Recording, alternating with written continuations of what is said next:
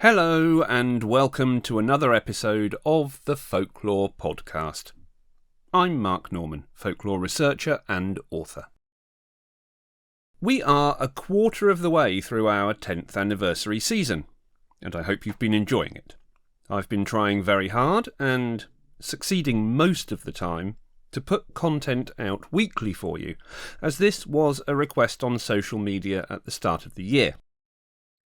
However, I don't want to run the risk of compromising the feel and the quality of the podcast just for quantity. So I'm taking the opportunity as we move into the second quarter to slow up a little, to reflect and refocus, and to look to capture the original ethos of the show when it first started all those years ago. I'd like to get back to presenting more of my own material and aiming for more of a blend of content. So, to that end, today is just me. No guests and no extra material. Just a chat about something folkloric. Get in touch on social media or drop me an email and let me know if you enjoy it and if you want more of this sort of thing again. Next month, which will be May 2025 if you're listening to this episode on its release, there's a conference taking place in Derby called Dracula Returns.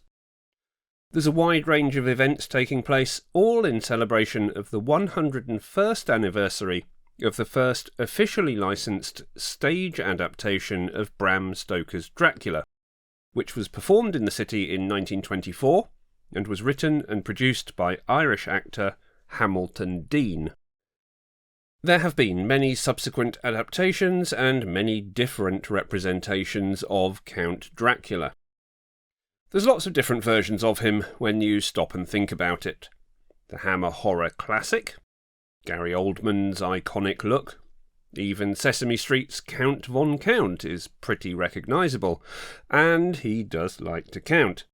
Which is, in itself, of course, a riff on folklore describing the scattering of seeds as being a good way to delay a vampire, because of their compulsion to count them.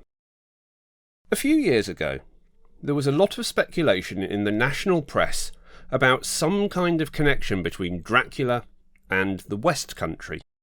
More specifically, the city of Exeter, in Devon, which is mentioned in the novel as the place from which Jonathan Harker sets out on his ill-fated mission to Eastern Europe. The claims were based on press releases for a book, unpublished at the time, which purported to have uncovered new evidence on the subject. Is there some elusive connection between the Dracula of Bram Stoker's novel and the city of Exeter? Well, maybe it might help to look a little bit more widely. Is the county of Devon a historic hotbed of vampire action? In a word, no. A Freedom of Information request to the Devon and Cornwall Police shows that they do sometimes receive emergency calls of a supernatural nature. Amongst these, in July of 2015, a caller in South Devon told the police that they were a vampire, and they were drinking their own blood. But there is very little in the folklore record for the county that relates to vampires. In fact, they are relatively scarce in British folklore generally, when compared to many other countries. Probably the best account that we have in Devon, which purports to be of an incident which actually took place, comes from a book called Byways of Ghostland, written by Elliot O'Donnell and published in 1911. Now, O'Donnell is an interesting character. He was born near Bristol in 1872, and he's known primarily for his non-fiction books about ghosts, which were published over a 50-year period between 1908 and 1958. This output led to his being seen as something of an authority on the paranormal, and he investigated a number of alleged hauntings as well as appearing on radio and television, both here in the UK and also in the United States. The account which Elliot O'Donnell recorded was said to have taken place sometime in the early 1900s, so just before the book was published, and it concerned a gentleman who had been travelling abroad, but had recently returned to London. In his club one night, probably not the Diogenes Club, but you never know, the gentleman in question was informed that a married friend of his, who lived here, where I am in the southwest of the UK, seemed to have disappeared. So the man decided to travel down here to investigate. We don't know exactly where he came down to. In the book, it simply states that the man drove an interminable distance through Devonshire lanes, stopping outside a beautiful house which appeared to be entirely isolated from any other dwelling. So, not too many clues to go on here. The house described was the home of his friend, and the man ascertained that he was not in fact missing, but was rather confined to the house. He appeared to be very ill, and also appeared to be quite wasted. The gentleman visitor was introduced to the man's wife, who he'd not met before, a thin and pale woman who was quite beautiful. The three sat down and ate dinner, but the gentleman retired to bed quite early because he was feeling unusually tired. The following morning, when he awoke, the man felt quite dizzy and lacking in energy. Getting up and going to wash, he looked in the mirror and noticed that there was a small red mark at the base of his neck. The following night, the man once again felt the need to go to bed early, and was still feeling dizzy and out of sorts. In the morning, he saw that the mark on his neck was still there, but it looked more red than before. By the third night, the gentleman's disposition hadn't improved, and he was starting to get suspicious, thinking that for some reason he was being drugged or poisoned. He ate and drank little at the dinner table, but instead played up his feelings of illness and retired to his room, intending to stay awake through the night to try and discover if anything was afoot. At midnight he saw his bedroom door open, and his friend's wife enter the room, advancing towards the bed. The account in the book says, "She came towards me, gliding as stealthily and noiselessly as a snake. I waited until she leaned over me, until I felt her breath on my cheek, and then flung my arms around her. I had just time to see the mad terror in her eyes as she realized I was awake, and the next instant, like an eel, she had slipped from my grasp and was gone. I never saw her again." The gentleman left the house the next day, and not long after, his friend died. Now, the implication, of course, is that the woman in question was a vampire, keeping herself youthful by feeding on her husband and then his friend. But did this ever happen in anything like this way? Is it based on anything that happened at all? Looking at the makeup of the story, I would suggest not. It has all the hallmarks of an early example of what we might now refer to as an urban myth. There are no names, no location, just some vague suggestions as to where it took place. There is no detail as to what had happened to the woman or to the gentleman who had visited. We should also consider the author himself, and the part that he might have had to play here. Eliot O'Donnell's style of writing had something of the Gothic novel or the penny dreadful about it. His books were very popular, and they were also such a large repository of sensational stories that it seems very likely that there was more than a little fiction amongst the alleged fact of his non-fiction titles. O'Donnell had more than a few claims of his own as well. That he had seen an elemental ghost when he was 5, that he'd been strangled by a ghost whilst in Dublin, and that he was descended from ancient Irish chieftains. He was also known to have employed actors to help in the staging of some alleged hauntings. Some clues as to his talents as an investigator could come from the papers that he left relating to the cases that he looked into. Except there weren't any. So, if there was no real record of vampirism in Devon, what led to the claim that the origin of Bram Stoker's Dracula story can be found here in the county. In a nutshell, the claim was that the antiquarian, clergyman, author and folkstorian song collector Sabin Baring-Gould provided the inspiration to Bram Stoker for Dracula. Specifically, that inspiration came from two of Baring-Gould's works, the still hugely influential and respected Book of Werewolves, and a fictional vampire story called Marjorie of Quether. These two, it was said, provided Stoker with elements of his story, and virtually everything he needed for the creation of his vampire count, possibly including the voice of his vampire, which was female. In the past, it's been argued by some, everybody was particularly focused on a work by Emily Gerard called The Land Before the Forest. This book was a social history account of the land of Transylvania, and it certainly included details about vampire myths there. We know that Stoker had never visited Transylvania himself, and relied on travelogues and other historical works to paint the pictures that he needed.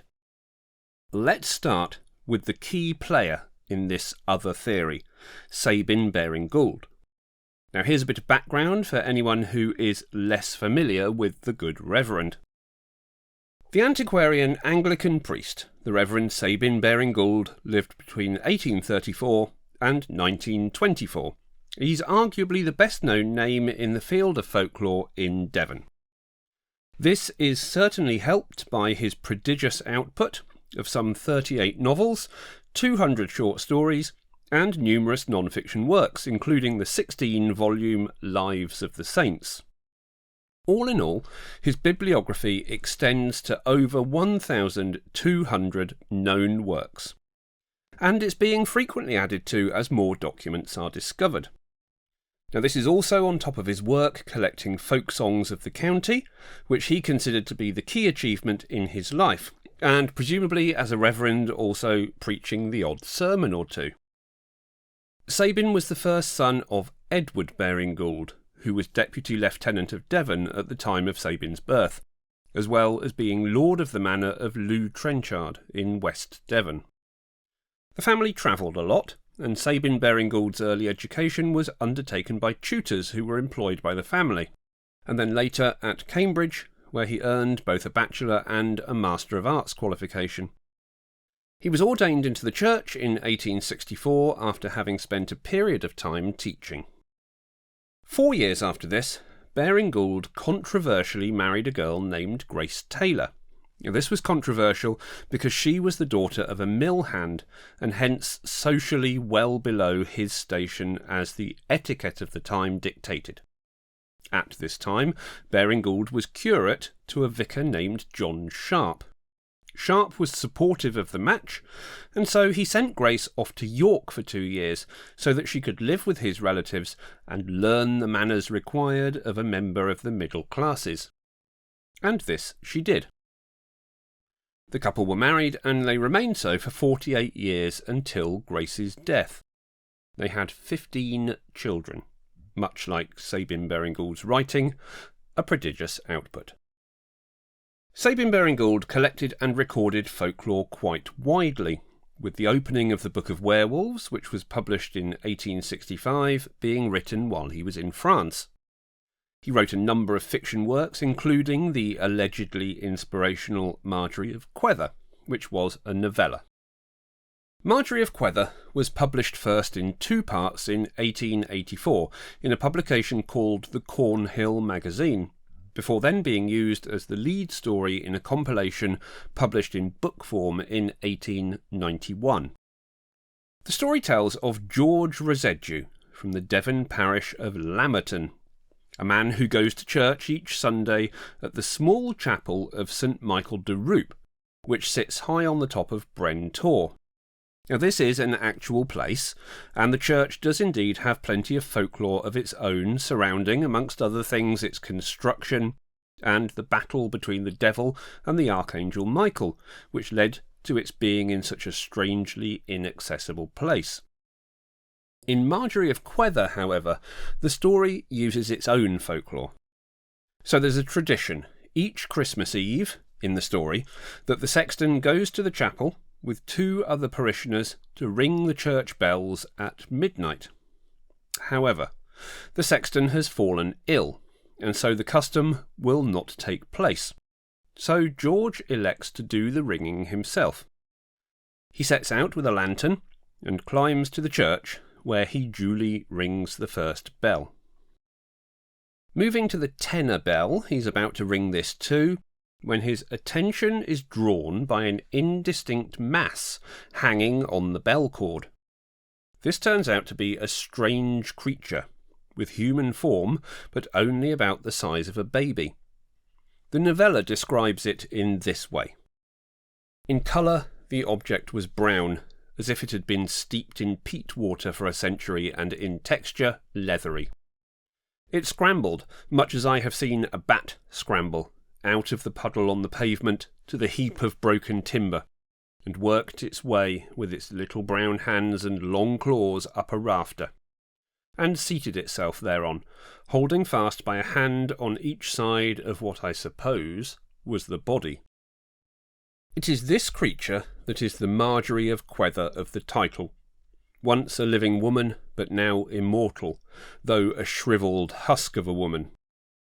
The story that she tells does not scare George, as you might expect, but he finds it strangely moving. He picks up the creature and carries her home with him. Once there, Marjorie holds on to George with her claws so tightly that he cannot prise her free.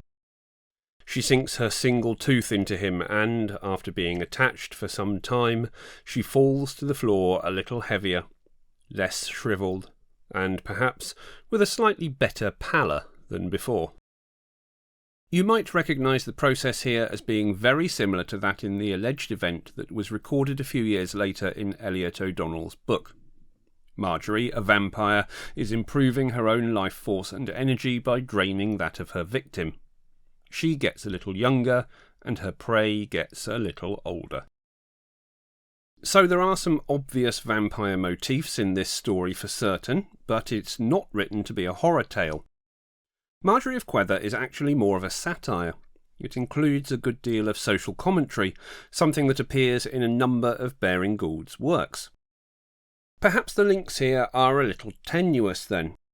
Let's look in a little more detail at the possible inspiration that might have been drawn from the Book of Werewolves, and from the research undertaken by Emily Gerard.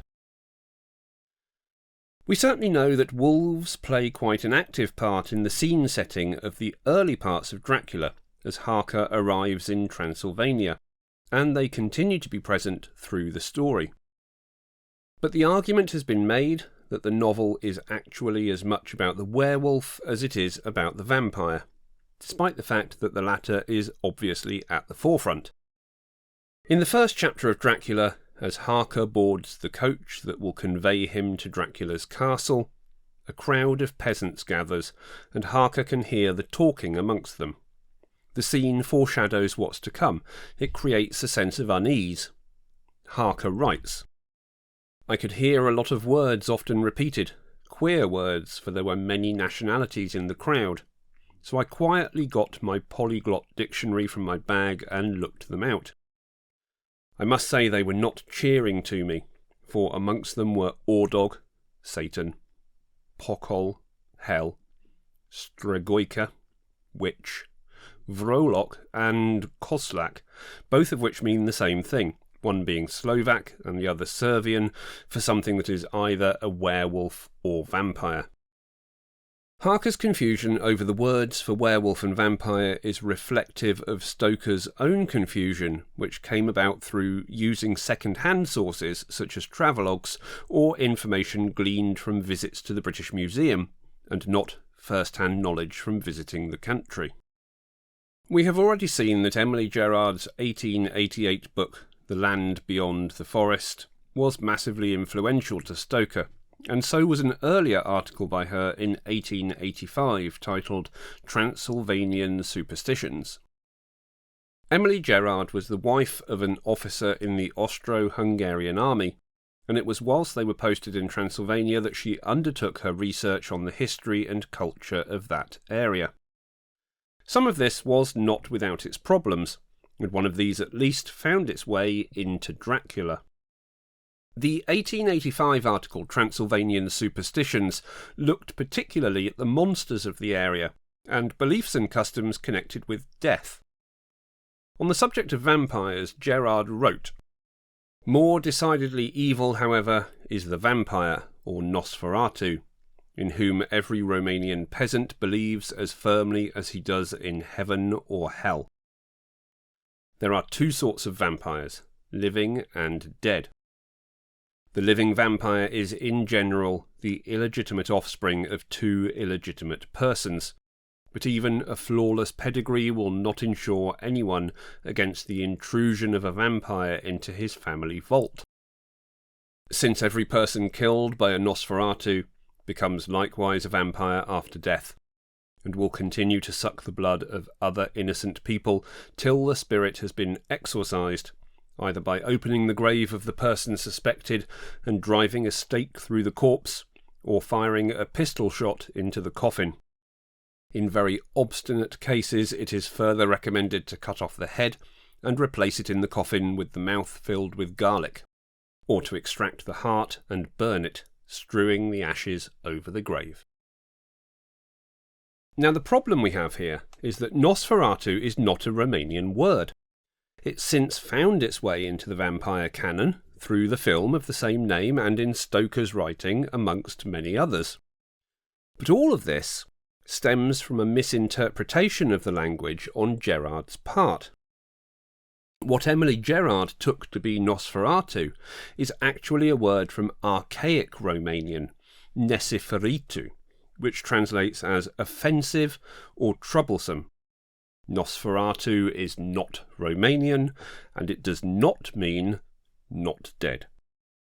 Gerard also highlighted plenty of stories in the Romanian culture about werewolves, and this should be no great surprise considering the number of native wolves that are found in the region. Her work, along with the inspiration taken from Baring Gould's Book of Werewolves, led to Dracula actually being more of a hybrid creature than most casual readers would give credit for.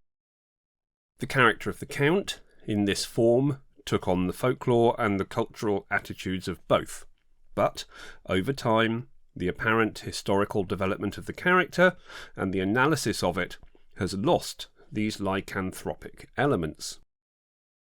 Dracula himself transforms into a wolf at various points, and his physical appearance closely matches that described by Baring Gould. Now, if we turn to Bram Stoker's own notes on the book, it seems to be the case that he intended there to be more obvious instances where werewolves were mentioned than actually appeared in the final edit. His original plan for Quincy Morris was to have him being killed by a werewolf whilst he was in Transylvania. It's very easy to see where some of Bram Stoker's descriptive elements for Dracula are drawn from Baring Gould's work. We have almost been culturally conditioned to conjure up an image of Bela Lugosi when we think of Dracula, and so it's quite easy to lose sight of the original description of the man which Stoker provided, which really is quite different. Stoker wrote, "A tall, old man, clean-shaven, save for a long white moustache. His face was a very strong aquiline, with high bridge of the thin nose and peculiarly arched nostrils, with lofty, domed forehead. His eyebrows were very massive, almost meeting over the nose, and with bushy hair that seemed to curl in its own profusion. The mouth, so far as I could see it under the heavy moustache, was fixed and rather cruel-looking. For the rest, his ears were pale, and at the tops extremely pointed. The chin was broad and strong, and the cheeks firm, though thin. The blue eyes transformed with fury." One of the signs that a person is a werewolf, according to Baring Gould, was in the eyebrows. By day, the werewolf has the human form, though he may be known by the meeting of his eyebrows above the nose, he wrote. Baring Gould also points to hairs in the palm of the hand as being another sign of lycanthropy. Quote, "A werewolf may easily be detected even when devoid of his skin, for his hands are broad and his fingers short, and there are always some hairs in the hollow of his hand." Harker describes the Count's hands, just before Dracula makes his famous allusion to the wolves outside the castle window, which is so telling in itself. "Hitherto I had noticed the backs of his hands as they lay on his knees in the firelight, and they had seemed rather white and fine. But seeing them now so close to me, I could not but notice that they were rather coarse, broad, with squat fingers. Strange to say, there were hairs in the centre of the palm. The nails were long and fine and cut to a sharp point. As the Count leaned over me and his hands touched me, I could not repress a shudder. It may have been that his breath was rank, but a horrible feeling of nausea came over me which, do what I would, I could not conceal." The Count, evidently noticing it, drew back, and with a grim sort of smile, which showed more than he had yet done his protuberant teeth, sat himself down again on his own side of the fireplace. We were both silent for a while, and as I looked towards the window I saw the first dim streak of the coming dawn. There seemed a strange stillness over everything, but as I listened I heard, as if from down below in the valley, the howling of many wolves. The Count's eyes gleamed, and he said, "Listen to them, the children of the night. What music they make." The protruding teeth are probably drawn from the chapter of Baring Gould's Book of Werewolves, which tells the story of the werewolf boy Jean Grenier. Quote, "She asked because the sheep which had been quietly browsing before her, on reaching a small depression in the dune, had started away as though frightened of something. At the same time, one of the dogs began to growl and show his fangs. The girls ran to the spot and saw a little fall in the ground, in which, seated on a log of fir, was a boy of 13. The appearance of the lad was peculiar. His hair was of a tawny red and thickly matted, falling over his shoulders and completely covering his narrow brow. His small, pale grey eyes twinkled with an expression of horrible ferocity and cunning from deep sunken hollows. The complexion was of a dark olive colour, the teeth were strong and white, and the canine teeth protruded over the lower lip when the mouth was closed. The boy's hands were large and powerful, the nails black and pointed like a bird's talons. He was ill-clothed, and seemed to be in the most abject poverty. The few garments he had on him were in tatters, and through the rents the emaciation of his limbs was plainly visible. The girls stood round him, half frightened and much surprised, but the boy showed no symptoms of astonishment. His face relaxed into a ghastly leer, which showed the whole range of his glittering white fangs. So, there is good evidence to suggest that Baring Gould was an inspiration to Bram Stoker, but there is no reason why people should be surprised by this finding, because Stoker admitted this himself in a rare interview which he gave to the newspaper The British Weekly, which was published on July 1st, 1897, under the heading of A Chat with the Author of Dracula. Quote, "Mr. Stoker told me that the knowledge of vampire superstitions shown in Dracula was gathered from a great deal of miscellaneous reading. No one book that I know of will give you all the facts. I learned a good deal from E. Gerard's Essays on Romanian Superstitions, which first appeared in the 19th century, and were afterwards published in a couple of volumes. I also learned something from Mr. Baring Gould's Werewolves. Mr. Gould has promised a book on vampires, but I do not know whether he has made any progress with it." Unfortunately, he didn't. Dacre Stoker, great-grandnephew of Bram, has agreed that Baring Gould's influence is obvious, but he disputes the many headlines in the press that have suggested that Dracula is from Devon. At the end of the day, The Westcountry Dracula connection is simply Cathedral Close, the place from where Jonathan Harker sets off on his epic journey, and Baring Gould and his Book of Werewolves. Let's not try and shoehorn in anything else where it isn't there. Thanks very much for listening. Don't forget you can support the Folklore Podcast and get more content on the Patreon page at patreon.com/thefolklorepodcast. I'll aim to record and upload a telling of the full story of Marjorie of Quether for patrons over the next few weeks, so join now if you'd like to hear that. See you next time.